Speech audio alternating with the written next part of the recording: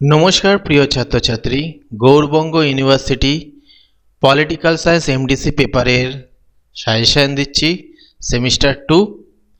এখান থেকে তোমরা অবশ্যই কমন পাবে। প্রথম মডিউল থেকে পড়বে তোমরা, মডিউল 1 থেকে পড়বে তোমরা মান 5-এর জন্য সংবাদ মাধ্যমের প্রকারভেদগুলি কি কি উদাহরণ সহ আলোচনা করো।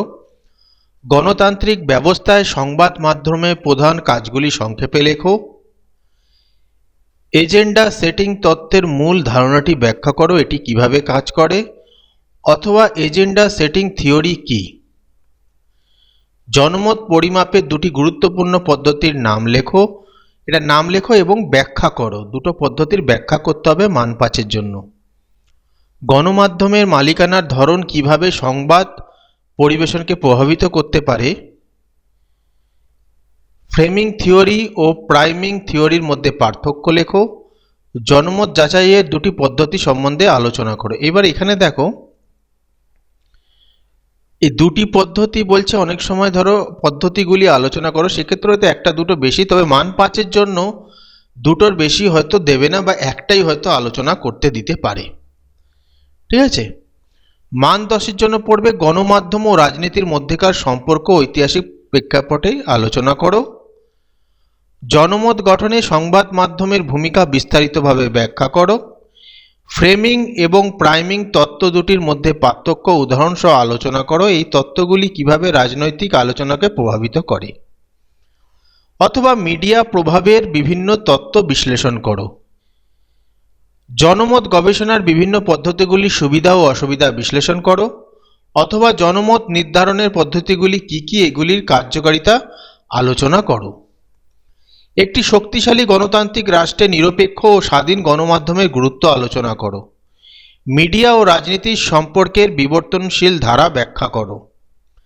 মিডিয়া জনমত গঠনে কিভাবে ভূমিকা রাখে উদাহরণসহ বিশ্লেষণ করো।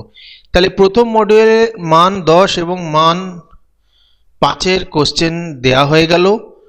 ফাইনাল সাজেশন যখন দেব অনেক কোশ্চেন কমিয়ে দেওয়া হবে। মডিউল 2 থেকে মান 5-এর জন্য পড়বে রাজনৈতিক প্রচারের বিজ্ঞাপন কিভাবে ভূমিকা পালন করে। রাজনৈতিক বিতর্ক এর গুরুত্ব সংক্ষেপে আলোচনা করো, অথবা মিডিয়া বিতর্ক ও বিজ্ঞাপনের রাজনৈতিক গুরুত্ব কি। সামাজিক মাধ্যম কিভাবে রাজনৈতিক অংশগ্রহণে প্রভাব ফেলে একটি উদাহরণ দাও, অথবা রাজনৈতিক সচেতনতায় সোশ্যাল মিডিয়ার প্রভাব কিভাবে কাজ করে।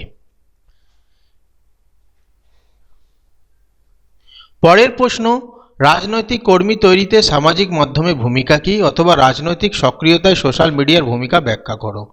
মিডিয়া উপস্থিতি একজন রাজনীতিবিদের জন্য কতটা গুরুত্বপূর্ণ। রাজনৈতিক প্রচারণায় মিডিয়া ব্যবহারের দুটি কৌশল লেখো। এখানে লেখো আছে, এটা ব্যাখ্যা করা হবে।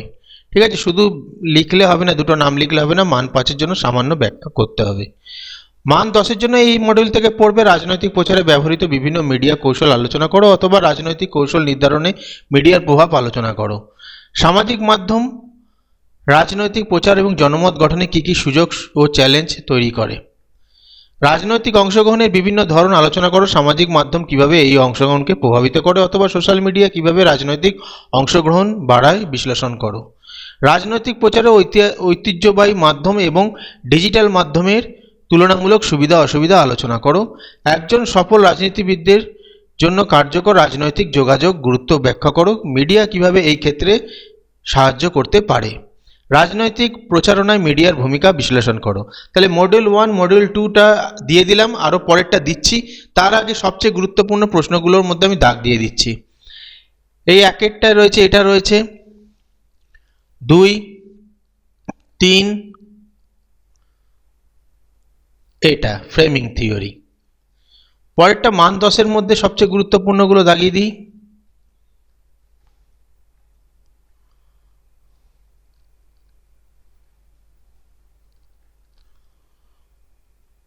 ইউনিট 2 থেকে মান 5-এর, মডিউল 2 থেকে মান 5 সবচেয়ে গুরুত্বপূর্ণ।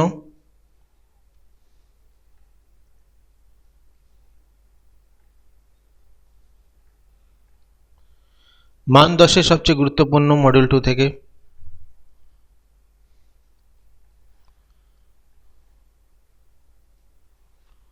এবার মডিউল 3 মান 5-এর জন্য মডিউল 3 তে পড়বে মিডিয়া পক্ষপাতিত্ব বলতে কি বোঝো, এর দুটি প্রধান প্রকার উল্লেখ করো।